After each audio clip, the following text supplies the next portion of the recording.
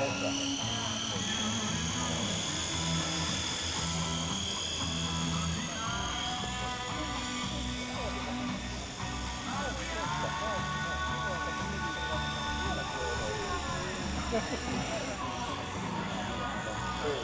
sieltä alkaa sitten ensimmäinen liike, eli kylkilento komppaa.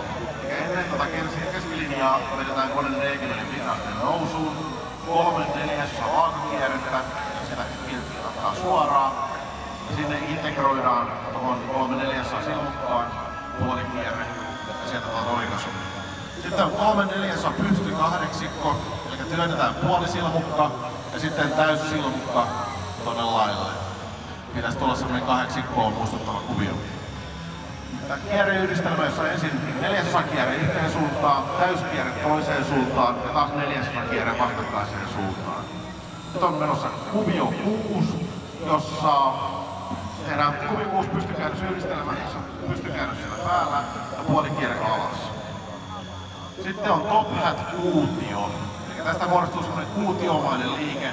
Eli ensin tuolla vedettiin pystyyn. Sitten suoritetaan 3/4 torkkuerollia, pysäytetään, noustaan taas ylöspäin, työnnetään sieltä vaakalentoon ja työnnetään sieltä syöksyyn, 4. kierre, tuossa keskellä puolikierre, sitten tuupataan taas pystynousuun. Pysäytetään puoleen väliin pystynousua ja suoritetaan 3/4 torkkuerollia vastakkaiseen suuntaan. Pysäytetään sinne, taas noustaan, vaakalentoon, työntää pystysyöksyyn ja oikastaan selkälentoon. Eli sitä muodostuu semmonen kuutiomainen systeemi. Puolikas vaakapino 4, 4. kierre alussa, puolikierre kummallakin sivulla, 4. kierre lopussa. Sitten tulee niin sanottu eye catcher, eli tehdään 3/4 silmukka, johon on integroituna 3/4 kierre. Ja tuossa keskellä pystysyöksyssä suunta vaihtuu.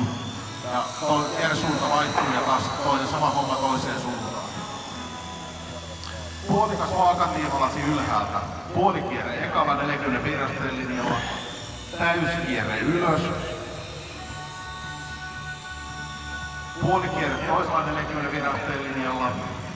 Ulos selältä. Vaakakolmio. Ensin tämmönen 4. kierre. Sitten jokaiseen kulmaan integroidaan puolikierre, jokaisella suoraan tehdään vastakkainen täyskierre ja taas joka kulmassa tämä sama homma, eli integroidaan tuollaiset kierteet sinne. Ja sitten keskellä oikaisu selkälentoon. Pyrstöluisu, jossa ensin pystyy vastakkaiset 1/8 kierteet ja tämän pitäisi olla positiivinen pyrstöluisu, eli mahan kautta muijahdetaan.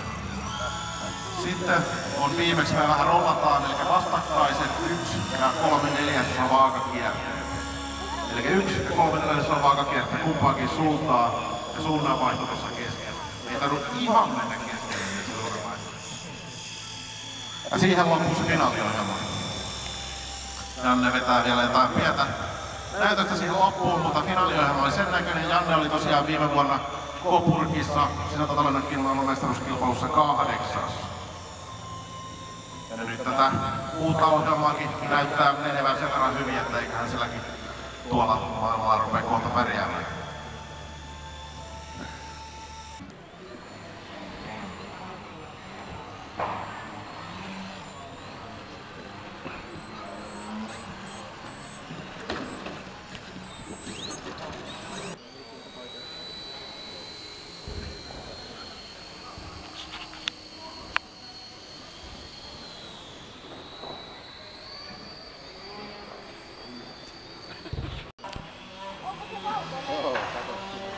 Liikaa valoja täällä.